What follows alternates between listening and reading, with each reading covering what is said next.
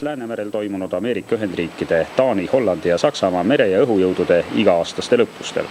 USA sõjalaeva visiit Tallinna toimub Eesti valitsuse kutsel. USA saatkond ja Eesti välisministeerium korraldasid täna hommikul ajakirjanikele tutvumise sõjalaevaga. Linnahalli kailt toimetati huvilised fregati pardale. Meile külla saabunud sõjalaev on ette nähtud merejalaväe ja ümberpaigutatavate reservüksuste ning sõjaliste veoste ja kaubasaadetiste kaitsmiseks. Pärsia lahe konflikti ajal kasutati seda fregatti operatsioonis Kõrbetorm. Tal tuli kaitsta varustuslaevu, mis toimetasid kohale lahingutehnikat ja väeosi. Pärast vaenutegevuse lõppu Pärsia lahel saatis ta laevu läbi miine täis vette Kuveiti. Tänavu aprillist alates on USS Hawes rahvusvaheliste jõudude koosseisus tegemas kontrolloperatsioone Punasel merel. Ja nüüd, nagu juba öeldud, osales Läänemerel toimunud õppustel.